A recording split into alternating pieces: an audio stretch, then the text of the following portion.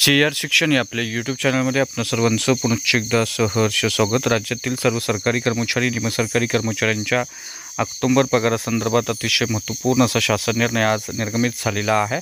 October पगारातील 1 दिवसाच्या वेतनासंदर्भात अतिशय महत्त्वपूर्ण असा शासन निर्णय सामान्य प्रशासन विभागाने निर्गमित केलेला आहे। काय आहे तो शासन निर्णय आणि या शासन निर्णयाच्या अनुषंगाने कोणत्या विभागातील सरकारी कर्मचारी निमसरकारी कर्मचाऱ्यांना या वेतनासंदर्भातील GR निर्गमित झालेला आहे या संदर्भातील सविस्तर माहिती देणारा हा व्हिडिओ पाहण्यापूर्वी नेहमीप्रमाणे आपणा सर्वांना एकच विनंती, व्हिडिओ शेवटपर्यंत पाहावा आणि आपण जर आमच्या चॅनलवर नवीन असाल तर चॅनलला जरूर सबस्क्राइब करा, समोरील बेल आयकॉनला सुद्धा क्लिक करा जेणेकरून महत्त्वपूर्ण शासन निर्णय कर्मचारी पेन्शनधारक कुटुंब निवृत्ती वेतनधारकांच्या विषयीच्या महत्त्वपूर्ण अपडेट्स आपल्याला आपल्या यूट्यूब चॅनलवरती सर्वात अगोदर पाहावयास मिळतील।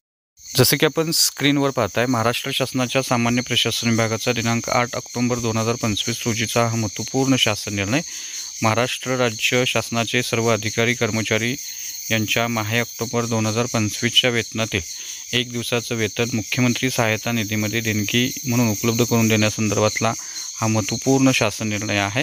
राज्यात अतिवृष्टीमुळे उद्भवलेल्या नैसर्गिक आपत्तीग्रस्त नागरिकांना मदत म्हणून राज्यातील सर्व सरकारी निमसरकारी कर्मचाऱ्यांना हा जो निधी आहे तो मुख्यमंत्री सहायता निधी या माध्यमातून वर्ग करण्यात येणार आहेत आणि या अनुषंगाने माहे ऑक्टोबर 2025च्या आपल्या वेतनातील प्रत्येकी 1 दिवसाचं वेतन जे आहे ते मुख्यमंत्री सहायता निधीमध्ये देण्याबाबत आवाहन करण्यात आलेलं आहे।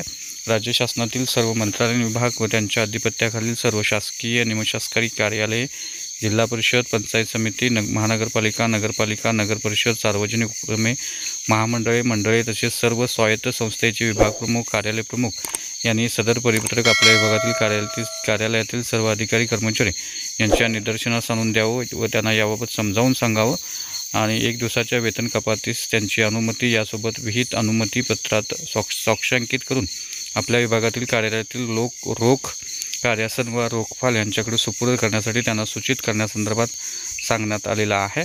माहे ऑक्टोबर 2025 या महिन्याचं वेतन देयक संपूर्ण रकमेचं काढण्यात यावं, तथापि वेतनातील नियमित वजावटीनंतर व 1 दिवसाच्या वेतनाच्या वजावटीनंतर वेतनाची उर्वरित रक्कम संबंधित अधिकारी यांना धनादेश रोखीनं विहित पद्धतीनं अदा करण्यासंदर्भात सांगण्यात आलेलं आहे।